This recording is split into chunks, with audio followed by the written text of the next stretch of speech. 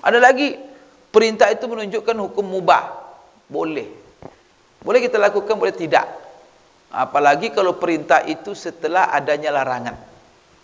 Umpamanya apa? Allah melarang orang yang pergi haji, kalau dia sedang ihram, apa larangannya? Tidak boleh dia memburu. Ya kan? Jadi salah satu larangan haji, memburu binatang buruan. Itu haram hukumnya bagi orang sedang ihram. Jadi itu larangan. Kemudian Bapak Ibu sekalian, setelah itu datang ayat, wa iza halaltum fastadu. Tapi kalau kamu selesai tahallul, berburulah kamu. Berarti apa? Wajib hukumnya berburu kalau sudah tahallul. Itu tu salah. Maka ulama ya, itulah Bapak Ibu kerja ulama, jasa ulama itu. Kalau enggak, setiap perintah wajib. Ya nanti dan semuanya wajib. Maka hukumnya kenapa? Karena perintah itu datang setelah larangan. Maka ada kaedahnya. Al-amru ba'dan nahyi yufidul ibahah. Setiap perintah yang datang setelah larangan itu menunjuk hukum mubah. Boleh kamu lakukan, boleh Bismillahirrahmanirrahim. Assalamualaikum warahmatullahi wabarakatuh.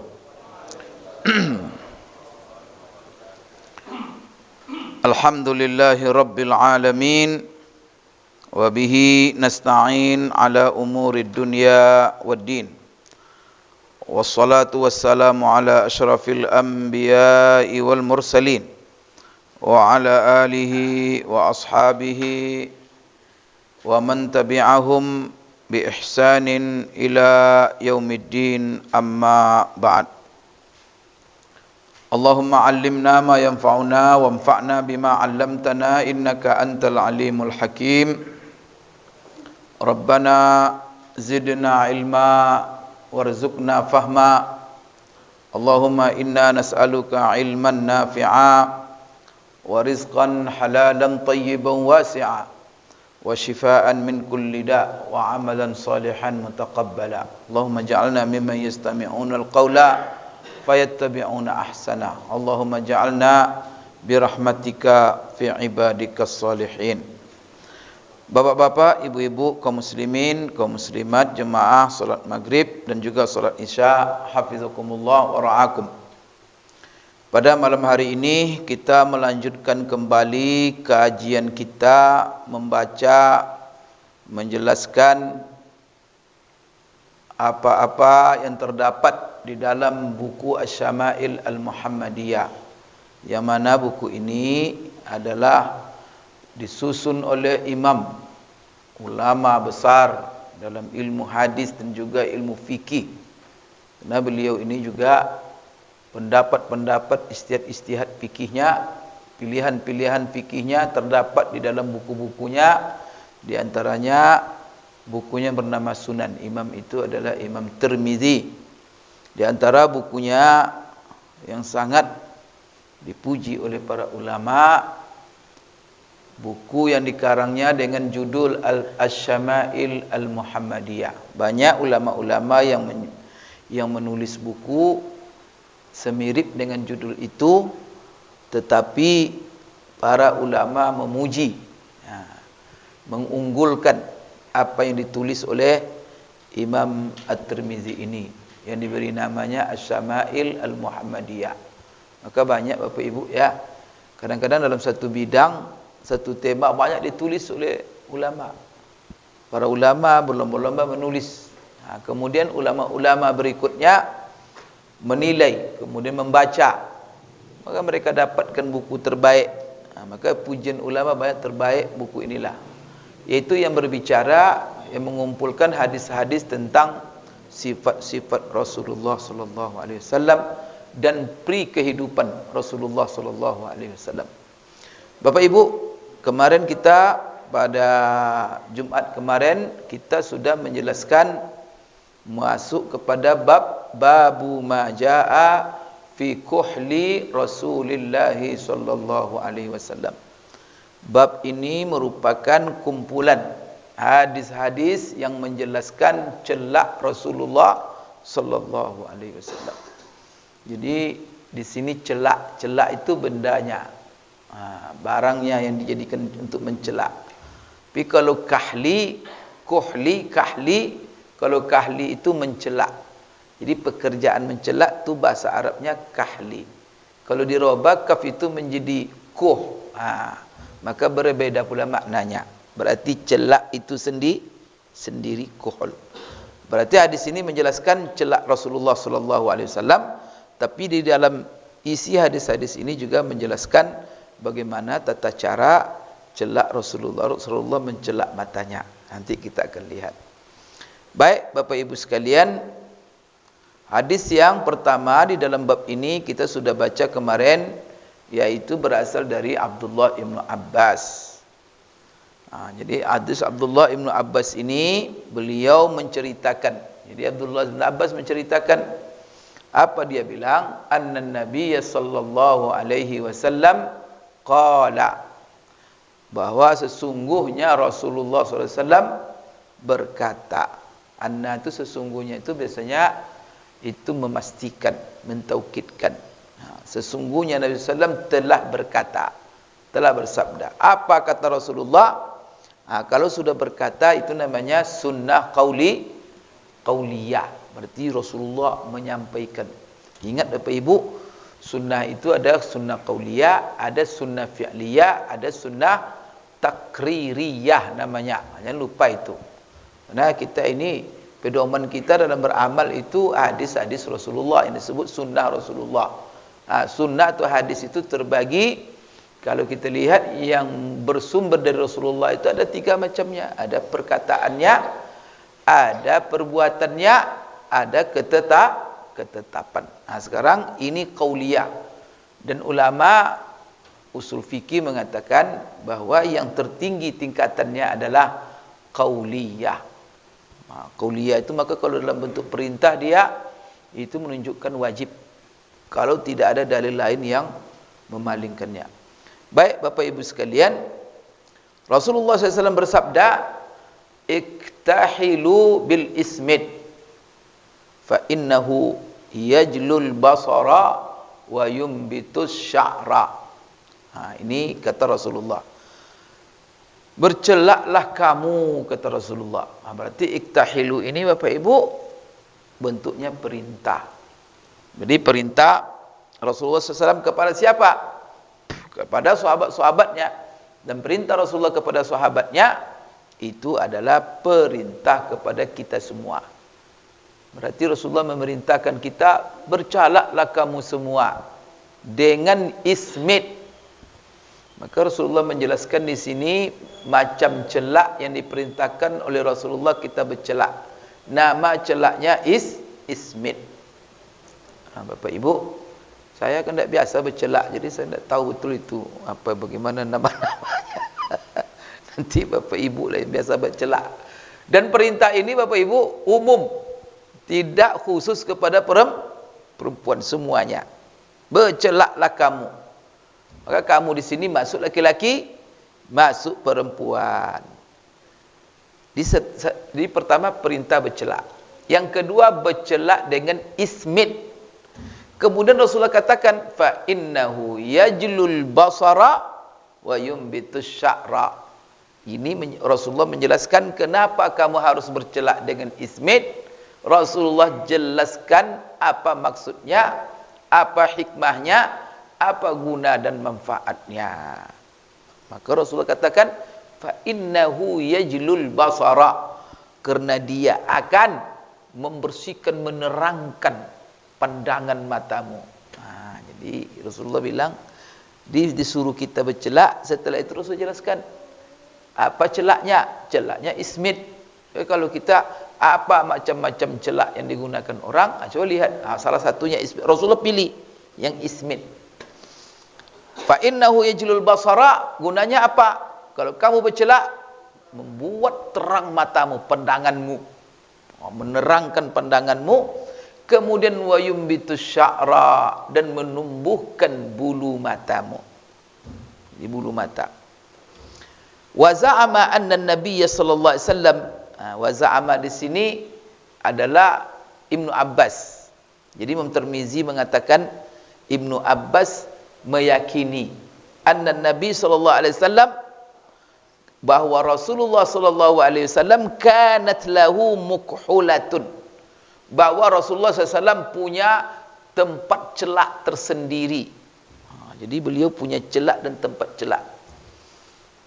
Yaktahilu minha kulla lailatin, yang mana Rasulullah dengan celak itu dia bercelak dari itu, dari mukhulah itu setiap malam. Salasatan fi hadhihi wa salasatan fi hadhihi. 3 kali pada yang ini dan 3 kali pada yang ini. Maksudnya Bapak Ibu sekalian, 3 kali di mata sebelah kanan, 3 kali di mata sebelah kiri. Kapan Rasulullah bercelak? Setiap malam. Berarti Rasulullah tidak bercelak siang-siang. Jadi waktu Rasulullah bercelak kapan? Malam-malam, bukan siang. Nanti ada hadis yang lebih menjelaskan lagi. Hadis berikutnya, nanti kita jelaskan secara umum semua, tapi kita baca hadis-hadisnya dulu. Jadi ini hadis ke-48 ya. Begitu nomor situ ya, 48. Jadi hadis 48 menjelaskan dari Ibnu Abbas, Rasulullah merintahkan bercelaklah kamu dengan ismit. Jadi ismit ini Bapak Ibu ada keterangannya nanti. Dia itu adalah batu, jenis batu yang dilebur.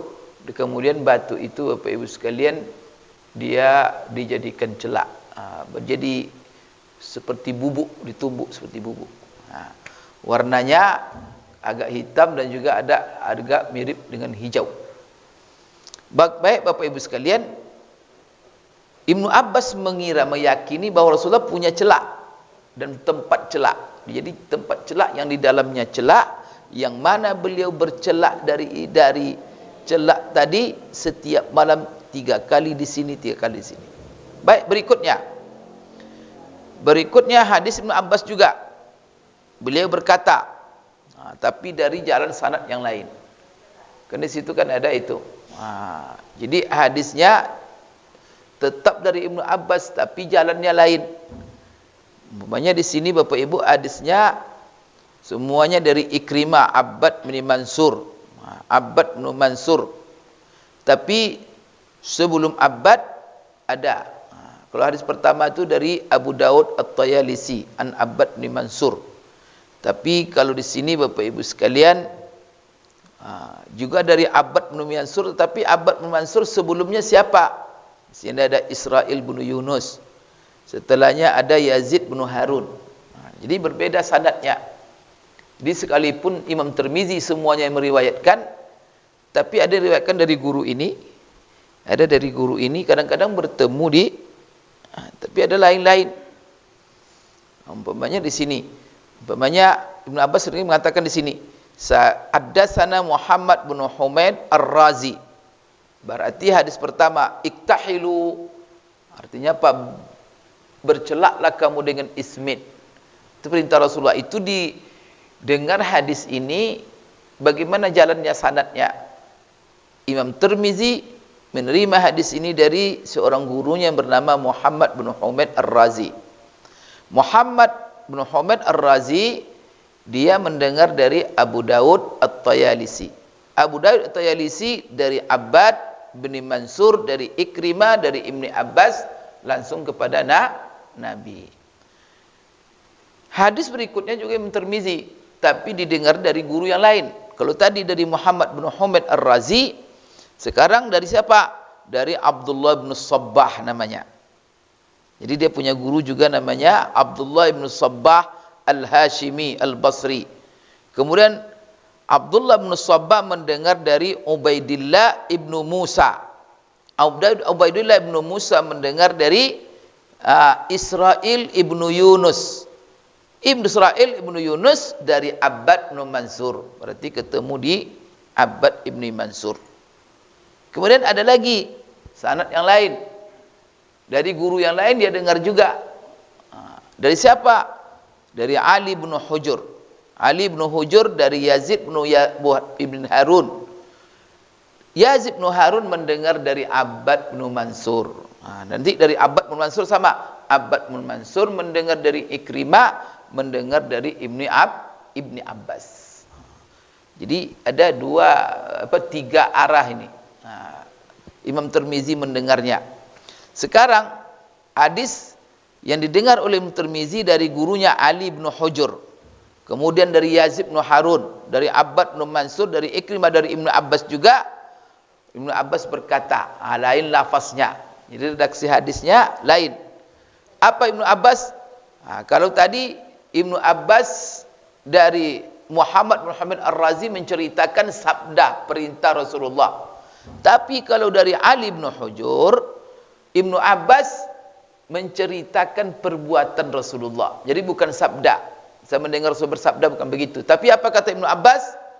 An Ibnu Abbasin qala, Ibnu Abbas berkata, kanan Nabiyyu sallallahu alaihi wasallam. Berarti Ibnu Abbas bercerita tentang apa yang dilakukan Nabi. Kalau tadi Ibnu Abbas menukil apa yang disabdakan Nabi. Berarti Ibnu Abbas menukil dia dari Nabi sabdanya. Berarti sunnah qauliyah. Ibnu Abbas menukil dari Nabi tentang celak perbuatannya. Apa artinya?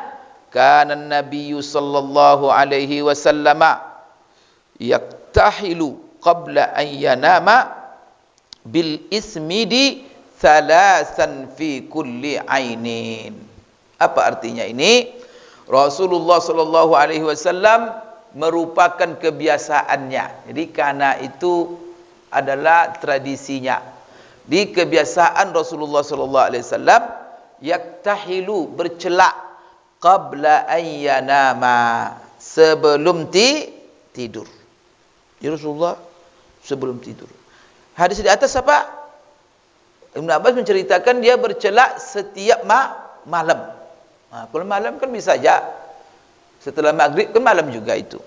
Jauh-jauh kan. Mungkin sebelum makan malam, sebelum apa. Kalau ini enggak, langsung dibilang sebelum tidur. Berarti hadis ini lebih menjelaskan lagi. Kalau tadi Ibnu Abbas mengatakan Rasulullah bercelak setiap malam. Setiap malam itu bagaimana? Setiap malam itu dijelaskan di sini sebelum tidur. Kemudian apa yang digunakan oleh Rasulullah? Kalau tadi ada perintah bercelaklah kamu dengan ismid, itu perintah. Setelah itu Ibnu Abbas mengatakan Rasulullah punya celak dan tempat celak dan dia bercelak. Setelah itu di sini Rasulullah bercelak sebelum tidur. Kemudian dijelaskan oleh Ibnu Abbas, apa celaknya Rasulullah? Bil ismid. Rasulullah bercelak sebelum tidur dengan ismid salasan fi kulli ainin.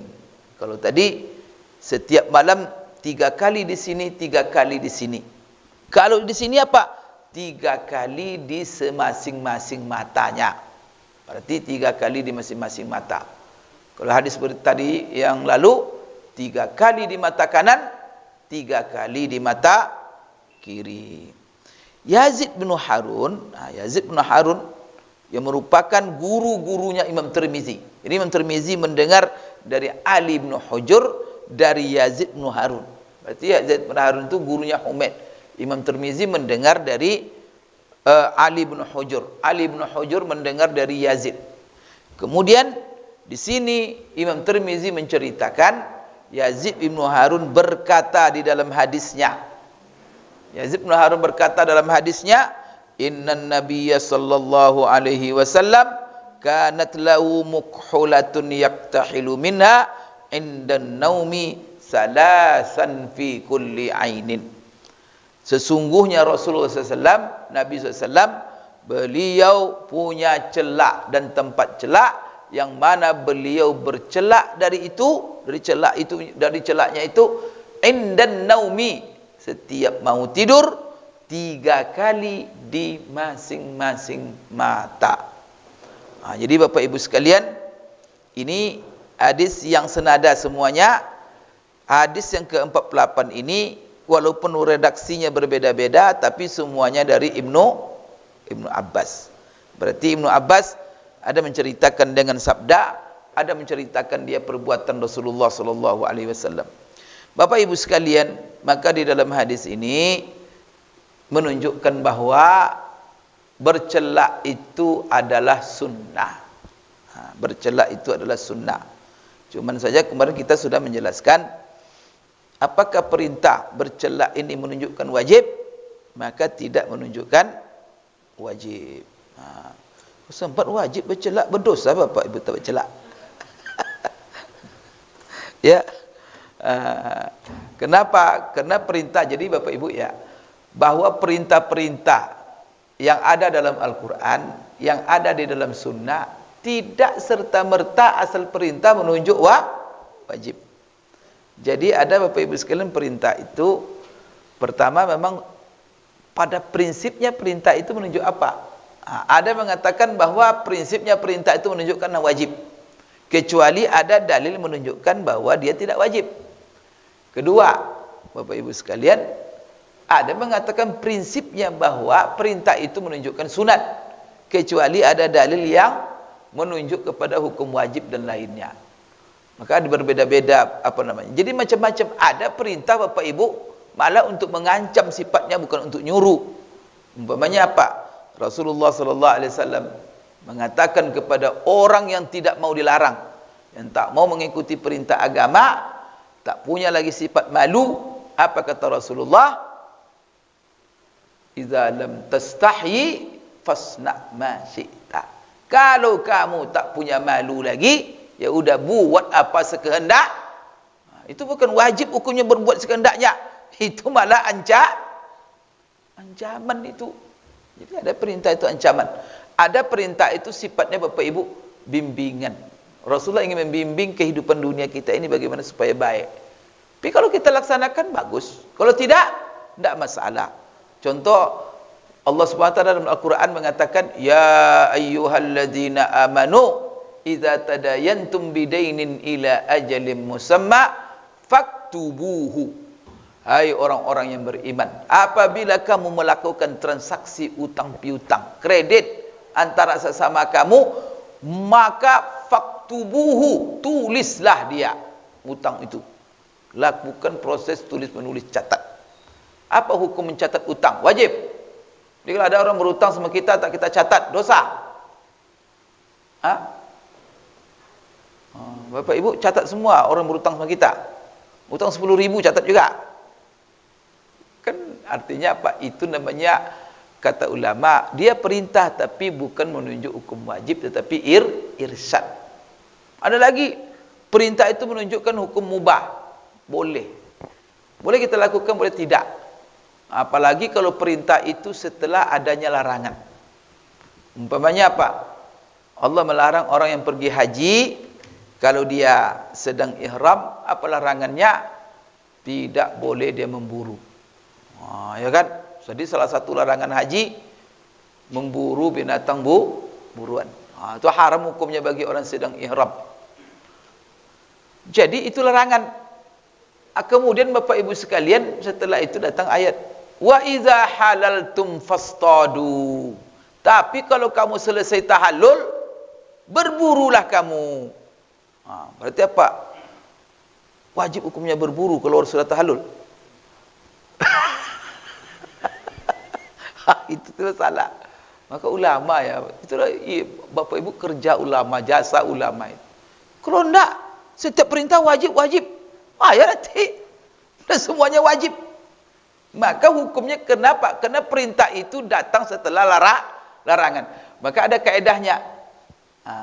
Al-amru ba'dan nahyi yufidul ibahah. Setiap perintah yang datang setelah larangan itu menunjuk hukum mubah. Boleh kamu lakukan, boleh tidak. Sama. Itu mubah, itu artinya dikerjakan, tidak dikerjakan sama. Maka orang kalau sudah dia berburu, pernah juga Bapak Ibu sekalian begini, masalah korban. Rasulullah Shallallahu Alaihi Wasallam pertama larang, jangan kalian simpan daging-daging korban. Dilarang oleh Rasulullah, bagikan semuanya. Maka hadis ini kalau kita baca, tidak boleh nyimpan daging korban di kulkas, suruh bagi semua. Bapak Ibu sekalian, setelah itu datang pula perintah. Apa kata Rasulullah? Dahulu tahun kemarin kan saya larang kalian untuk menyimpan daging korban. Apa? Min ajli dafah, kata Rasulullah. Karena adanya tamu-tamu yang banyak datang ke Madinah. Jadi ketika itu banyak rombongan datang ke Madinah, mereka butuh makanan. Pas pula ketika itu hari raya korban, orang banyak nih korban. Orang butuh makanan, kita simpan daging. Maka Rasulullah larang, bagi, kasih mereka. Waktu itu tahun depan tak ada lagi tamu, ada lagi orang yang susah. Maka apa kata Rasulullah? Iddakhiru, simpan, tak ada masalah. Maka berarti apa? Wajib kita menyimpan. Karena diperintah, tak wajib. Karena perintah itu datang setelah larangan. Berarti apa? Boleh menyimpan daging di kulkas walaupun sampai 1 tahun sekarang. Korban tahun lalu masih ada tersimpan, tak masalah. Tak berdosa. Tapi tak wajib menyimpan itu. Oh, ibu jangan pula nanti, wajib disimpan daging itu di kulkas. Kenapa? Ada hadis perintah sun. Akan ngawur itu. Maka tanya ulama. Itu walaupun perintah, tidak wajib hukumnya itu. Itu menunjuk hukum sunat. Begitu juga ziarah kubur. Bapak ibu sekalian, boleh gitu. Ziarah kubur kata Rasulullah, nahaitukum an ziyaratil quburi fazuruha. Dulu saya melarang kalian berziarah kubur. Sekarang fazuruha, ziarahlah kamu. Itu kan perintah itu. Berarti apa? Wajib ziarah kubur? Nah, mau ziarah silakan, mau enggak? Karena awalnya dilarang. Jadi Bapak Ibu sekalian, seperti ini kata para ulama tidak menunjuk hukum wajib. Bahkan ini apa? Karena apa? Karena Rasulullah jelaskan di sini apa bukti yang menunjukkan bahwa perintah disuruh kita bercelak oleh Rasulullah tapi tidak wajib hukumnya. Karena Rasulullah jelaskan manfaatnya, dan manfaatnya itu hanya manfaat duniawi. Apa katanya? Kalau mata kamu ingin tajam, ingin terang, bulu mata ingin tumbuh subur, pakailah celak. Supaya apa? Mata kamu terang. Kemudian apa? Bulu matanya subur. Maka wajib hukumnya itu. Kata para ulama, Rasulullah menjelaskan manfaat duniawi, maka salah satu indikator bahwa perintah itu hanya untuk menjelaskan yang terbaik untuk kehidupan dunia kita, bukan Bapak Ibu secara syariat wajib hukumnya. Maka Rasulullah jelaskan manfaatnya. Jadi dari fa innahu yajlul basara wa yumbitus sya'ra, itu diambil oleh ulama qarinah, indikator bahwa perintah itu tidak menunjukkan wajib. Namun Bapak Ibu sekalian, apakah Bapak Ibu tidak sunnah sama sekali? Tidak. Maka di sini Bapak Ibu, barang siapa yang bercelak tapi niatnya adalah mencontoh, mengamalkan arahan Rasulullah, dan juga Rasulullah bercelak, dia ingin mencontoh Rasulullah, maka dia dapat pahala. Jadi tidak ada masalah sunnah hukumnya. Tapi kalau ditinggalkan, tidak ada masalah. Jadi tidak pula hukumnya makruh pula kalau tidak bercelak, tidak juga Bapak Ibu sekalian. Maka juga diadu oleh para ulama dengan hadis-hadis yang lain. Sekarang apa hukumnya bagi laki-laki bercelak supaya kelihatan lebih cantik? Astagfirullah. Agak gitu tuh. Artinya apa? Untuk berhias. Laki-laki kan berhias. Kalau ada nanti bapak berbedak, bermakeup, kan curiga orang kan. Ini dah kacau itu. Sudah bermakeup, bapak bercelak pula.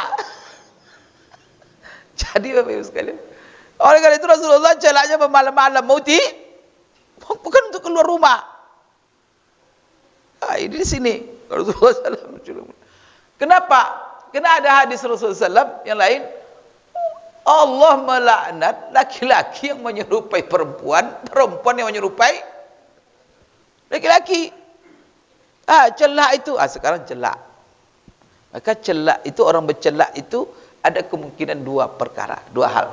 Pertama, bercelak untuk kecantikan. Yang kedua artinya zina, itu perhiasan, kecantikan, jamal. Yang kedua dia bercelak untuk kesehatan.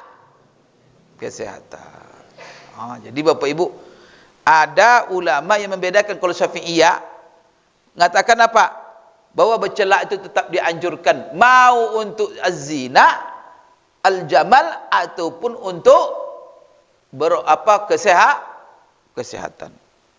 Sama katanya, silakan, tidak ada masalah. Untuk zina, untuk apa? Karena Rasulullah SAW sendiri yang bercelak, baik bagi laki-laki ataupun perempuan, tidak ada masalah, kata Imam Syafi'iyah dan Hanabilah. Namun di sini Malikiyah dengan Hanafiyah, khususnya Malikiyah Bapak Ibu sekalian, dia membedakan. Ini bagi laki-laki. Bagi laki-laki hanya boleh bercelak untuk kesehatan aja. Tapi kalau dia untuk kecantikan, enggak. Itu khusus untuk maka makruh hukumnya kalau laki-laki bercelak untuk. Kalau saya cenderung begini, apalagi di zaman sekarang muncul akhir-akhir ini LGBT. Astagfirullahaladzim Bapak sekalian, makin kacau aja dunia ini. Ya biarin aja lah mereka-mereka yang tak beriman itu Pak. Kita kacau-kacau, ada kekacauan mereka, menderita sendiri itu. Kadang barat itu Bapak Ibu, pusat LGBT itu di mana? Di Belanda. Ya kan? Pesta mereka di mana? Di Australia. Saya ke sana, ini tempat pesta mereka tiap tahun. Astagfirullahaladzim. Ngeri Bapak Ibu, kalau hidup tak ada pedoman. Maka bersyukur kita menjadi umat Jadi kalau kita ke barat apa itu, kita lihat begitu Pak. Sujud syukur kita jadi orang beriman. Syukur kita Pak. Ya Allah, alhamdulillah. Maka itulah sebabnya apa? Allah suruh kita selalu diingat bersyukur kita. Kenapa? Allah memberikan kepada kita hidayah Islam. Maka apa kata Allah di ujung ayat tentang Ramadan? Puasa. Walitukmilul iddata walitukabbirullaha ala ma hadakum wa la'allakum tashkurun. Itu dalam puasa. Maka kalian harus bertakbir, mengagungkan Allah sebagai rasa syukur atas apa? Atas nikmat hidayah. Kalau tidak Bapak Ibu ada hidayah itu, ya Allah, kacau hidup kita ini. Maka sekarang kita mendengar aja jijik Bapak Ibu. Mana? Astagfirullahaladzim. Udah kacau. Kemudian Bapak Ibu sekalian, juga di dalam ayat yang lain, fazkuruhu kama hadakum. Itu dalam ayat haji. Berzikirlah kamu banyak-banyak kepada Allah. Kenapa? Karena Allah sudah memberikan kamu hidayah. Maka yang kamu buat itu yang bersih-bersih. Yang kamu buat itu hal-hal yang normal, yang sesuai dengan fitrah manusia. Jadi Bapak Ibu, karena sekarang tradisi sudah lain. Kalau dulu barangkali Bapak Ibu laki-laki bercelak dengan perempuan itu barangkali tidak ada masalah. Tapi kalau sekarang, kalau bercelak laki-laki, bisa dicurigai.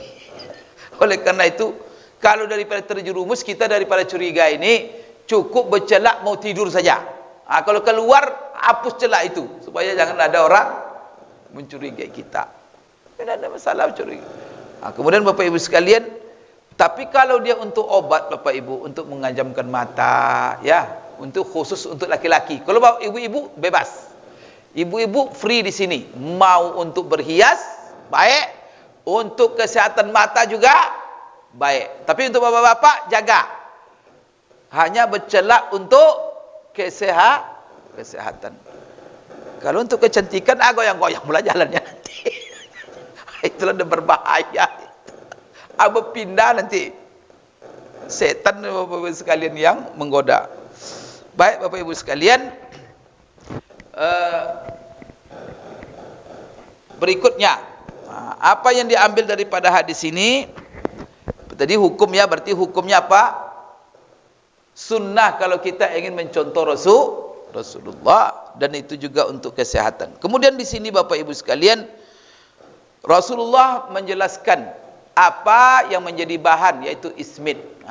Ismit ini kalau Bapak Ibu pergi nanti ke Saudi, itu di toko-toko, kedai-kedai yang menjual barang-barang rempah macam-macam itu Bapak Ibu, di situ ada celak, di situ ada inai, di situ ada apa? Tanya nanti. Apa yang Bapak Ibu perlu tanya? Mana ismit? Saya pengen ismit ya. Dikasih nanti itu. Maka dia bubuk, ya, seperti belerang dari batu. Nanti ditaruh di tempatnya. Di situ dicelakkan. Kemudian Bapak Ibu, ada yang sudah diolah secara kimia. Seperti dia odol, ya kan? Odol kecil itu yang diginikan. Itu ya kita pastikan saja. Karena Rasulullah menjelaskan Bapak Ibu, karena ada orang yang pakai celak sakit matanya jadinya. Karena memberi mudarat kepada dia. Berarti apa? Itu biasa celaknya bermasalah.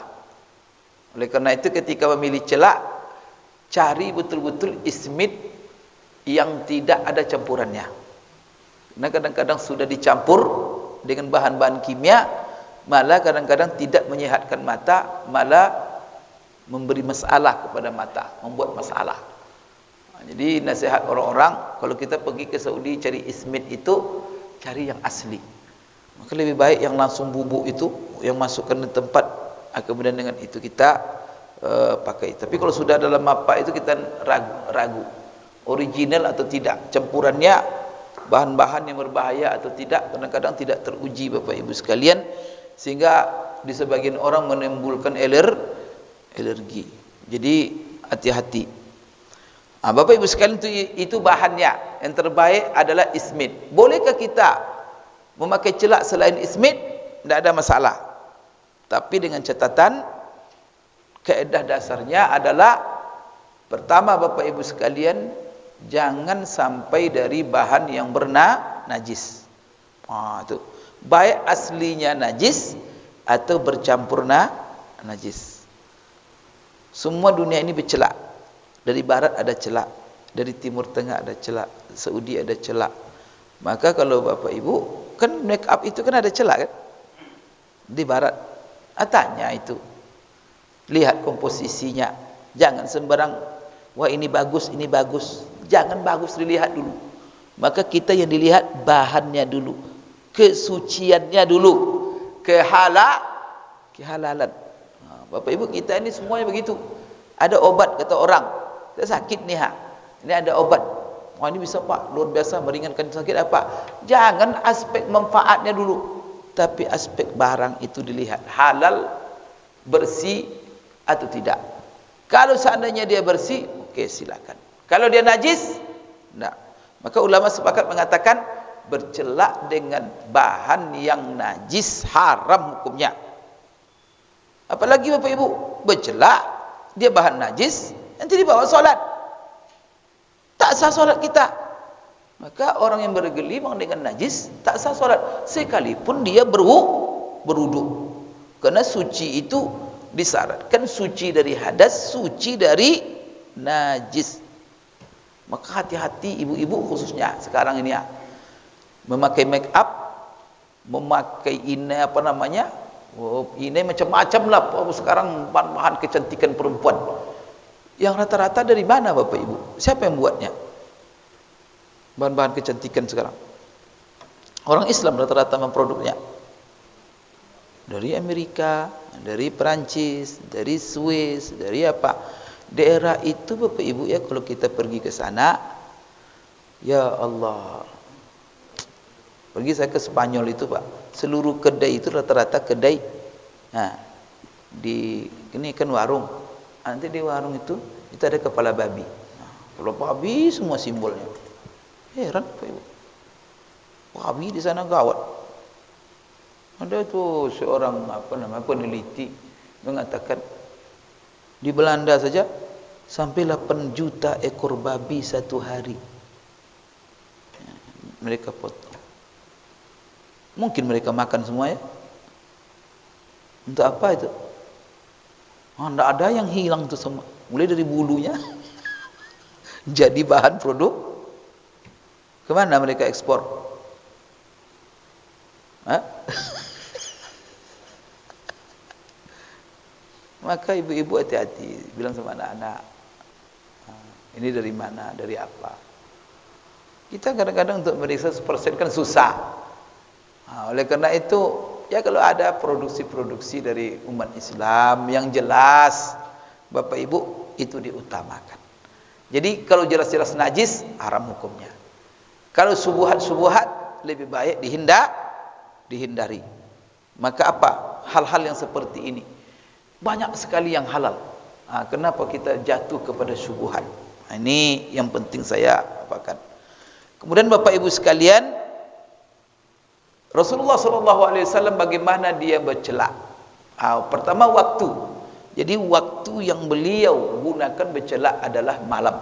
Kemudian malam itu kapan? Sebelum tidur. Kemudian Bapak Ibu sekalian, yang dicelak apa? Yang dicelak mata. Jadi yang dicelak itu sebenarnya Bapak Ibu, kalau celak yang yajlul basar wa yumbitus sya'ar, itu celak yang ada di bola mata. Di ujung bola mata itu. Di orang Arab itu biasanya celak di pelupuk ini diambil kemudian di dalamnya itu. Kemudian yang di bawah juga begitu. Jadi dioleskan. Bukan di sini. Itu melukis namanya. Jadi celah itu di sini. Jadi mengenai bola mata. Itulah sebabnya celah itu dibicarakan oleh ulama dalam hal apa? Apakah membatalkan puasa atau tidak? Kenapa? Kalau di sini Pak Dapur bicarakan itu apa? Pula hubungan dengan membatalkan puasa. Yang membatalkan puasa itu yang masuk ke dalam mata, karena mata ini rongga. Bapak ya kalau bisa masuk banyak-banyak mata di sini, bisa masuk ke sini terasa. Ya kan? Jadi kata ulama, apabila dia bercelak masuk ke rongga, terasa dia. Sebagian ulama ada mengatakan batal puasanya. Maka salah satu rongga masuk makanan ke dalam rongga kita ada beberapa. Pertama mulut, kedua hidung, ketiga mata, keempat ada rongga-rongga masuknya. Jadi di sini berarti yang dicela apa? Yang masuk ke mata. Di sini pinggir. Ketika dia ditutup masuk itu, maka dia mata itu dikena oleh dia. Ketika kita tidur kita pikirkan begitu, dia proses bangun-bangun mata terang. Itu sebenarnya itu. Kemudian dia dipangkal bulu mata sehingga bulu mata kita subur. Jadi Rasulullah SAW 3 kali dia oleskannya di kanan, 3 kali di kiri. Ini cara Rasulullah SAW, Bapak Ibu. Jadi bagaimana kita mengoleskan celak itu 3-3. 3-3 ini kenapa 3? Karena ada hubungan dengan hadis Rasulullah SAW. Karena ada hadis yang lain nanti, barang siapa yang bercelak maka bercelaklah dengan bilangan yang ganjil, witir. Itu namanya solat witir. Karena Rasulullah mencintai dalam perbuatannya itu witir. Maka berwuduk juga 3. Maka bercelak juga 3 kali. Maka di dalam hadis ini lengkap sebenarnya. Pertama perintah bercelak, apa bahannya? Bahannya ismid. Kemudian kapan waktunya? Malam, yaitu sebelum tidur. Dan bagaimana mencelak? Mencelak itu Bapak Ibu sekalian adalah 3 kali. Dan siapa yang bercelak? Sama, baik laki-laki dan perempuan. Kemudian 3 kali ini witir. Bagaimana cara supaya witir ganjil bilangan celak itu? Jadi ada beberapa versi yang disebutkan oleh ulama.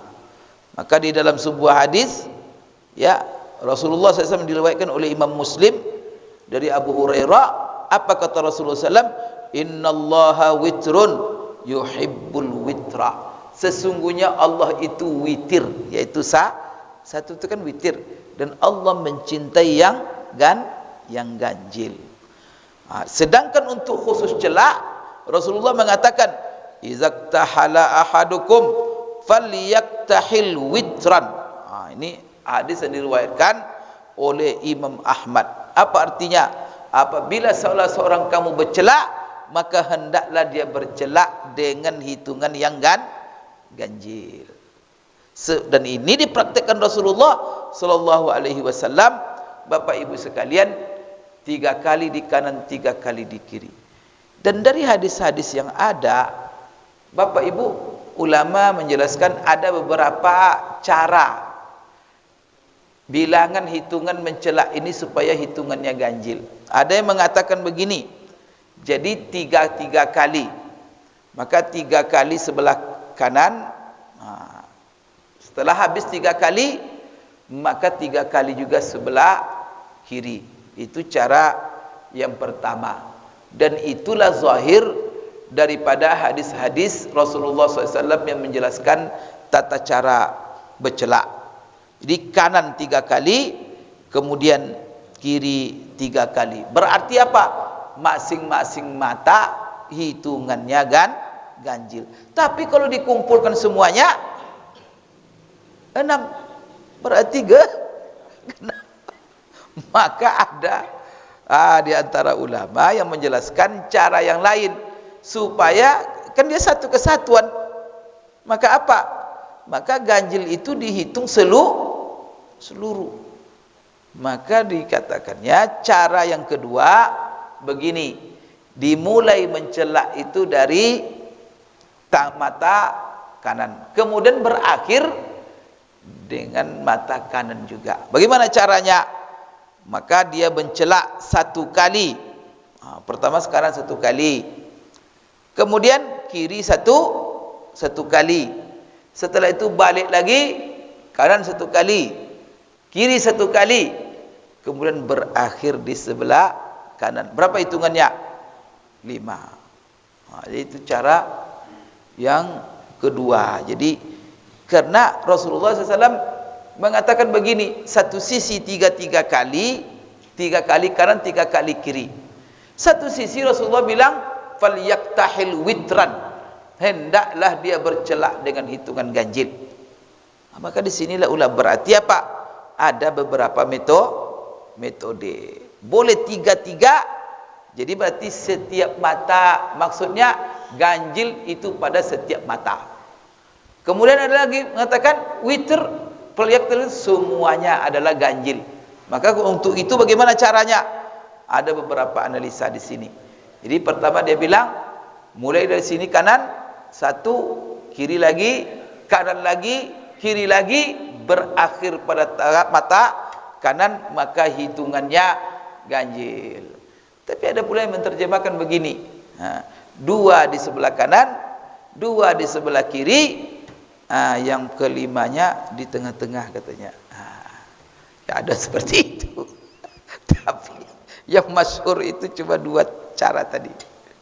3, kemudian Bapak Ibu sekalian, berawal di sebelah kanan, kemudian berakhir di sebelah kanan. Nah, maka di sini Bapak Ibu sekalian hikmahnya saja.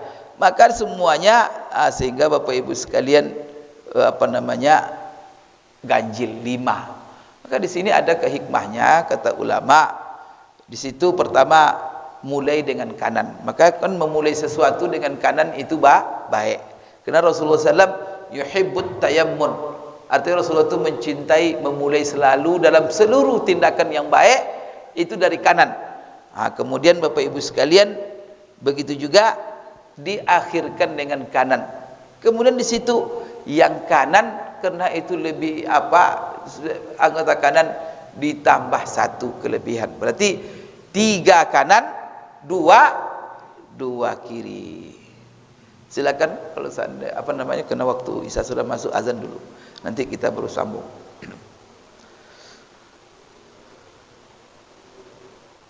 Baik, Bapak-bapak, Ibu sekalian, kita lanjutkan.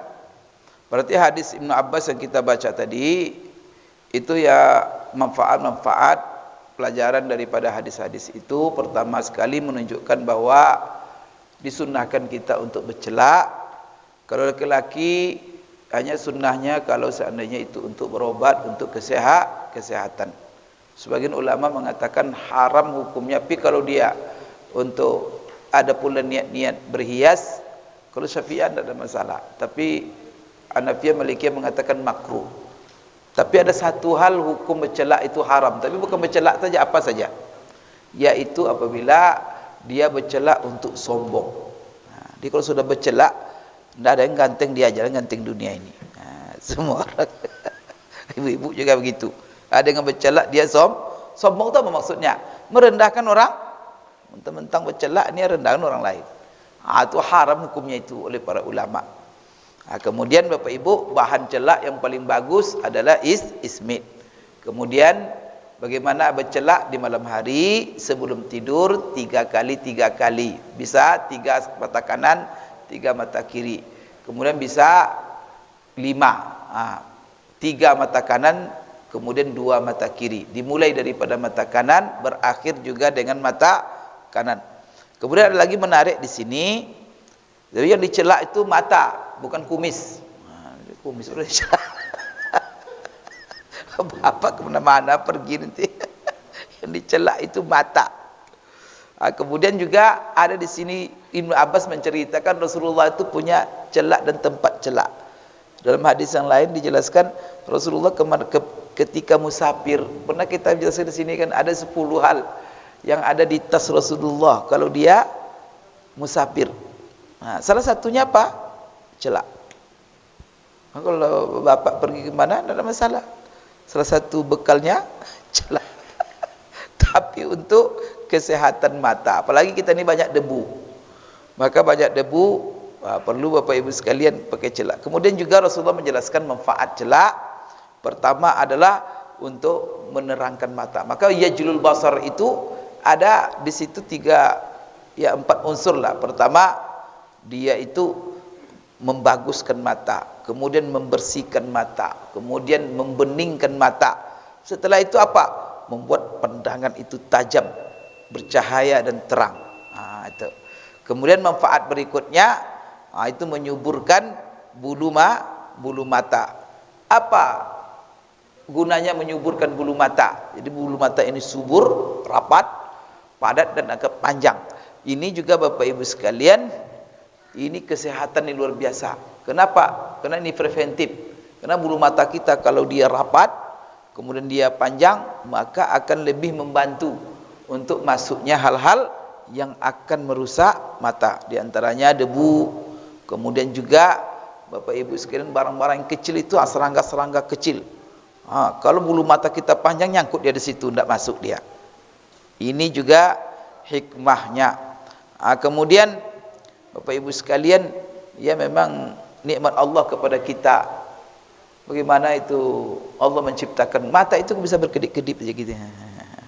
Tak ada tombolnya kan? Kan ada pakai hidup tombol itu. Otomatis. Masya Allah. Ini apa? Cara Allah menjaga mata. Karena mata itu adalah nikmat. Maka Allah buat rapi begitu. Allahu Akbar, Masya Allah. Ciptaan Allah sempurna ya. Ada debu gini ya, bisa kita pejamkan. Kemudian apa? Kalau kita mandang ini itu tiba-tiba langsung dia berkedip-kedip otomatis saja. Lampu ni terpaksa kita kontak gini-gini ya. Capek kita. Insyaallah. Tapi kita kurang bersyukur. Maka mata itu bawa untuk pergi ke masjid. Bawa untuk banyak baca Quran sebagai rasa syukur kita. Karena syukur itu apa? Gunakan kepada apa yang disenangi Allah. Itu adalah syukur itu. Apa yang Allah suka kita memandang, kita gunakan mata. Allah suka gunakan mata untuk apa? Yang baik-baik. Untuk pergi ke masjid, untuk baca Quran. Jangan mata digunakan lihat TikTok aja. Sampai rusak mata karena TikTok. Itu dibuat pula celak supaya terang lihat TikTok. Itu yang tidak benar itu. Baik Bapak Ibu sekalian, kita habiskan hadis tentang celak ini supaya kita masuk nanti hadis berikutnya. Hadis ke-50 yaitu bukan dari Ibnu Abbas, dari Jabir. Jadi Jabir juga berbicara Jadi bukan hanya Ibnu Abbas saja yang membicarakan tentang celak Rasulullah, tapi ada lagi sahabat lain yang diriwayatkan oleh Imam Tirmizi. Jabir ini kita sudah berulang-ulang ya, dari masalah sifat tubuh Rasulullah, rambut Rasulullah, kemudian kemarin terakhir semir rambut Rasulullah juga ada Jabir. Jabir ini ya orang sahabat yang dekat dengan Rasulullah SAW, termasuk sahabat yang banyak meriwayatkan hadis dari Rasulullah. Tentang celak Jabir juga meriwayatkan. Jadi dari Jabir bin Abdullah dia berkata, qala Rasulullah sallallahu alaihi wasallam. Hadis ini ada di dalam Sunan Ibnu Majah. Rasulullah bersabda, kata Jabir, alaikum bil ismidi indan naumi fa innahu yajlul basara wa yumbitus sya'ra. Hendaklah kalian bercelak dengan ismid. Berarti ini sama dengan yang diriwayatkan Ibnu Abbas, tidak ada beda. Tadi Ibnu Abbas mengatakan iktahilu bil ismid. Kalau di sini alaikum bil ismid, redaksinya aja berbeda. Tadi dikatakan dalam dari Ibnu Abbas waktu mengatakan Rasulullah bercelaklah kamu dengan ismid. Kalau di sini alaikum, hendaklah kamu bercelak dengan ismid. Kemudian indan naumi, ketika mau tidur. Sama dengan Ibnu Abbas juga meriwayatkan qabla an yanam, sebelum beliau tidur. Berarti ingin menjelang tidur bercelak itu waktunya. Kemudian fa innahu yajlul basara wa yumbitus sya'ra. Ini sama redaksinya dengan Jabir meriwayatkan dari Rasulullah, kata-kata sabda mirip sekali dengan apa yang diriwayatkan oleh Ibnu Abbas. Berarti antara hadis ini saling mendukung, maka semakin kuat dia. Jabir juga rupanya meriwayatkan, Ibnu Abbas juga meriwayatkan. Maka di sini Jabir juga menjelaskan Rasulullah bersabda, menjelaskan manfaat daripada bercelak, menguatkan pandangan, kemudian menyuburkan bulu mata.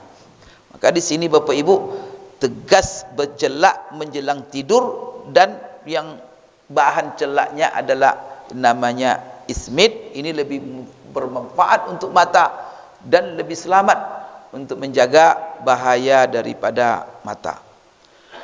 Hadis 51, di sini dari Ibnu Abbas lagi, tapi bukan dari Ikrimah, dari Sa'id bin Jubair. Sa'id bin Jubair ini juga muridnya Ibnu Abbas. Sa'id bin Jubair meriwayatkan dari Ibnu Abbas. Kalau tadi dari siapa? Dari Ikrimah. Abbad bin Mansur dari Ikrimah dari Ibnu Abbas. Kalau sekarang dari Sa'id bin Jubair dari Ibnu Abbas, yang mana Ibnu Abbas berkata Rasulullah SAW pernah bersabda, inna khaira akhalikumul ismid yajlul basara wa yumbitus sya'ra. Ingat kata Rasulullah, sesungguhnya sebaik-baik celak kamu adalah ismid. Kalau di dalam riwayat tadi dikatakan bercelaklah kamu dengan ismid. Kalau di sini sebaik-baik celak kamu adalah ismid. Berarti ismid ini Bapak Ibu, kalau mau bercelak pastikan ismid. Karena Rasulullah menekankan. Kemudian Rasulullah jelaskan manfaat. Dia menajamkan mata, kemudian menyuburkan bulu mata. Berarti Bapak Ibu, ismid inilah yang akan memberikan manfaat. Kalau selain ismid kita ragukan, maka apa yang dipesan Rasulullah komitmen. Di Rasulullah mengatakan madu obat, madu. Jangan ragu itu. Maka kadang-kadang Bapak ya, karena ada kita berobat dengan madu. Sakit perut madu. Madu itu kan obat segala penyakit. Tapi ada orang mengatakan tahu sakit saya Pak Ustaz katanya. Itu terjadi zaman Rasulullah. Ada orang pernah mengeluh penyakit sakit perut, sakit sekali.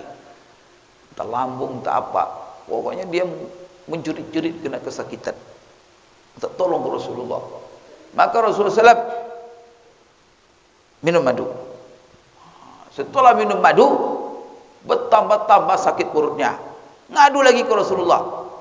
Minum lagi kata Rasulullah. Minum lagi. Setelah minum, tambah-tambah lagi.